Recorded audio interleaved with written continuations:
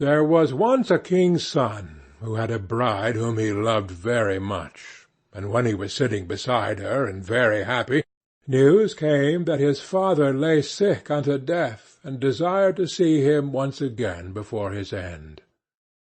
Then he said to his beloved, "I must now go and leave you. I give you a ring as a remembrance of me. When I am king, I will return and fetch you." So he rode away, and when he reached his father, the latter was dangerously ill and near his death. He said to him, "Dear son, I wish to see you once again before my end. Promise me to marry as I wish." And he named a certain king's daughter who was to be his wife. The son was in such trouble that he did not think what he was doing, and said, "Yes, dear father, your will shall be done." And thereupon the king shut his eyes and died. When, therefore, the son had been proclaimed king, and the time of mourning was over, he was forced to keep the promise which he had given his father, and caused the king's daughter to be asked in marriage, and she was promised to him.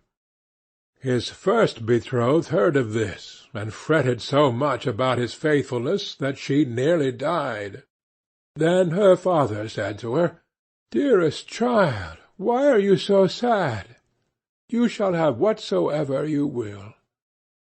She thought for a moment, and said, "Dear father, I wish for 11 girls exactly like myself in face, figure, and size."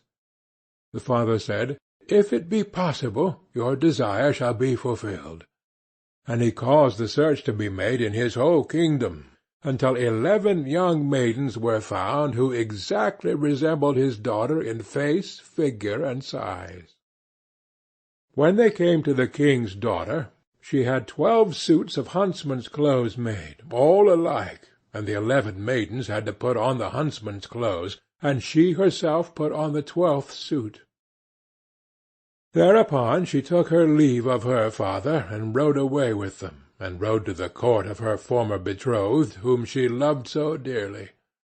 Then she asked if he required any huntsmen, and if he would take all of them into his service. The king looked at her and did not know her, but as they were such handsome fellows, he said, "Yes," and that he would willingly take them. And now they were the king's 12 huntsmen. The king, however, had a lion which was a wondrous animal, for he knew all concealed and secret things. It came to pass that one evening he said to the king, "You think you have 12 huntsmen?"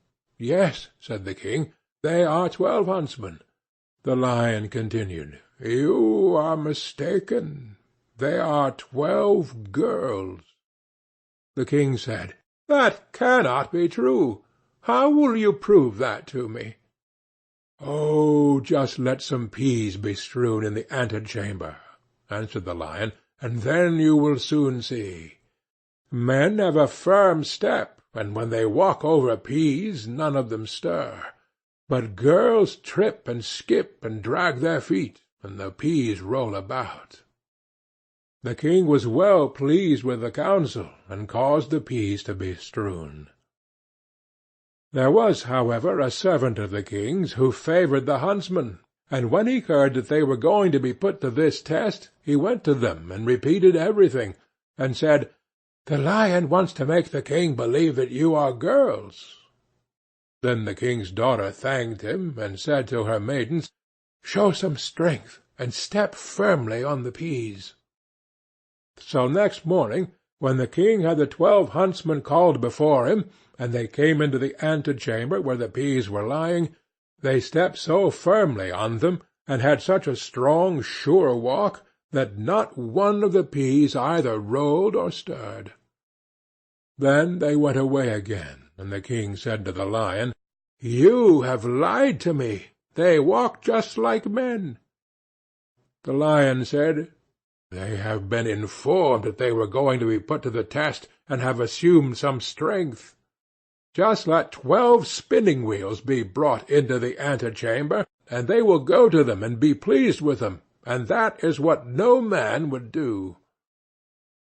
The king liked the advice, and had the spinning-wheels placed in the antechamber. But the servant, who was well disposed to the huntsmen, went to them and disclosed the project. So, when they were alone, the king's daughter said to her 11 girls, "Show some restraint, and do not look round at the spinning-wheels." And the next morning, when the king had his 12 huntsmen summoned, she went through the antechamber and never once looked at the spinning-wheels. Then the king again said to the lion, "You have deceived me. They are men, for they have not looked at the spinning-wheels." The lion replied, "They have restrained themselves." The king, however, would no longer believe the lion. The 12 huntsmen always followed the king to the chase, and his liking for them continually increased. Now it came to pass that once, when they were out hunting, news came that the king's bride was approaching. When the true bride heard that, it hurt her so much that her heart was almost broken, and she fell fainting to the ground. The king thought something had happened to his dear huntsman, ran up to him, wanted to help him, and drew his glove off. Then he saw the ring which he had given to his first bride, and when he looked in her face, he recognized her. Then his heart was so touched that he kissed her, and when she opened her eyes, he said, "You are mine, and I am yours, and no one in the world can alter that."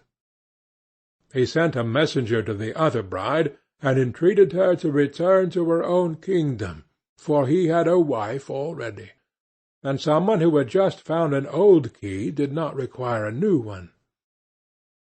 Thereupon the wedding was celebrated, and the lion was again taken into favour, because, after all, he had told the truth. End of the 12 Huntsmen.